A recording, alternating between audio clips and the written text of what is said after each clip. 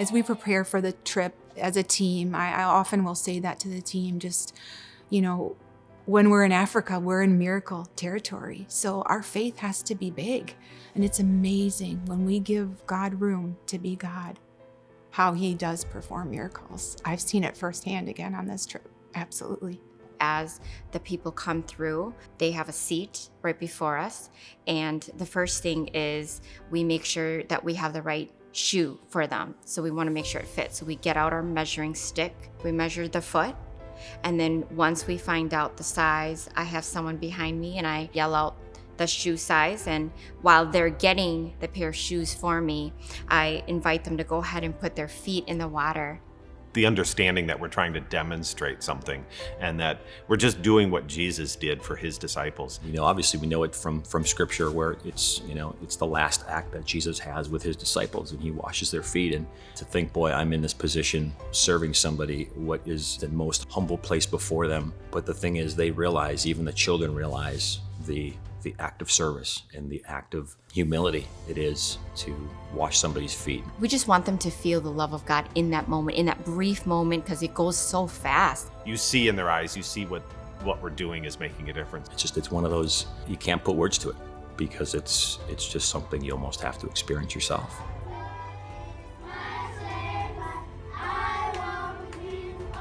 Sunday morning, I always ask Pastor to prayerfully just choose a village church. He said, I know where I'm taking you, and I'll be sharing an exciting testimony with you when we get there. And I thought, didn't think anything of that. Well, when we got there, they were so excited to share with us that 3 years ago, when we sent a shipment of shoes, our team wasn't able to go. But they still went to villages and shared those shoes. And where we were sitting was a very church that was birthed as a result of the ministry they did there. It's because of Souls for Jesus why we had started this church in Rotterdam West. I want to tell you that this is your baby. You have a baby in Botswana. So may God bless you for the good work that you have done. And I thought, wow, on a trip that we weren't even able to go to, we're putting tools in the hands of incredible men and women that are there. They live there. They're doing the work. It's thanks to the ministry of Souls for Jesus. A lot of doors are opening and a lot of people are being saved. This trip to Botswana, the shoes years ago opened doors to plant churches and open up these villages. And it is the hard work of people like Tonga Chihuahua that we met with over in Botswana. What they're doing every day is just truly making a difference. Jesus is being glorified there in that village church, and it greatly blessed me to hear that testimony and to be there. The last village we went to, Poloka, we served everyone, and then we packed up at the end of the day, and some gentlemen came who had been working, and so they missed the shoe distribution because they were at work, and we had all the shoes packed up on the truck already. One gentleman, we looked down and we saw his shoes, and the sole of the shoe was completely separated from the body of the shoe, and you could see his feet inside the shoe, and this is what he'd been working in all day. We measured his foot. He was a size 9 men's. I ran back to the truck to see if we could find a size that fit him, and all the bags are, stacked up so tall in the truck. The top bag was a women's size 11, which translates to a men's size 9. And so I opened up the bag, and the first pair I pulled out was gender neutral pair of sneakers. Seemed to be a good fit, so we ran them back.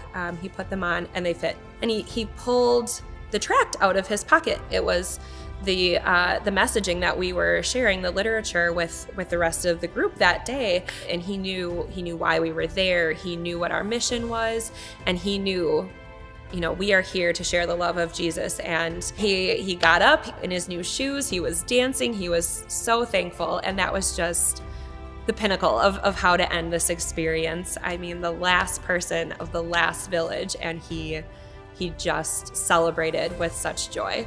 There is a level of supernatural that happens when these shoes are brought over, because a pair of shoes will change somebody's life for maybe a year or two. It's the gospel going with the pair of shoes that will change their life forever. We've had just an amazing day of serving so many people. And honestly, after many hours of fitting people with shoes, we thought we were wrapping up for the day when suddenly an entire school showed up. And we learned that actually 425 children had just arrived on the scene. And we looked at each other as a team and thought, we don't have enough time left. We don't have enough kids' shoes left, but they're standing here. So let's trust God to do a miracle. If you take the small children, right, the ones who are maybe school age, that is the difference between them going to school and not going to school, the shoes. And so it was one of those moments again that we just believed as a team, like we didn't have the time, and I was concerned if we'd have the sizes. And I remember thinking of Joshua when God made the sun stand still. And I'm not saying that that happened, but I am saying that in a miraculous amount of time, we served all of those students. It was in an hour and a half that somehow we washed, fitted, and shoed 430 students. At the end of that line, the teachers came through. Those teachers had no idea what I talked about with the headmaster. I said, how many students are in your school? They said, 430. I said, were they all here today? Did they all come through this line? Oh yeah, our whole school is here. I just said, wow, God, you're amazing. I don't know how that just happened. It was a miracle, and I don't say that lightly. There were so many opportunities to see God moving, whether it was at the villages or in our transportation, in our daily activities.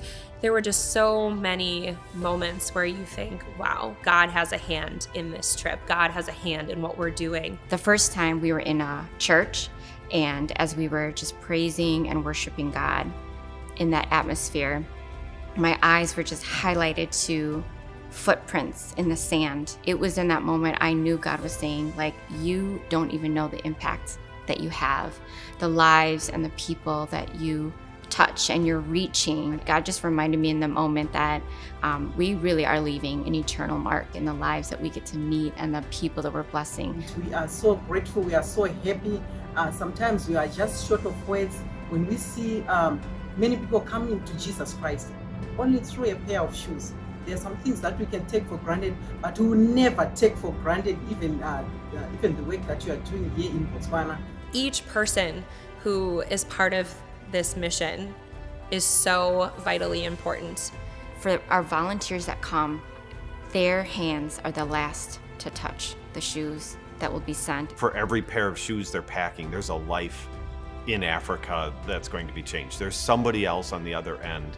And it's in those acts of love, it's in those acts of service that God's presence just comes in.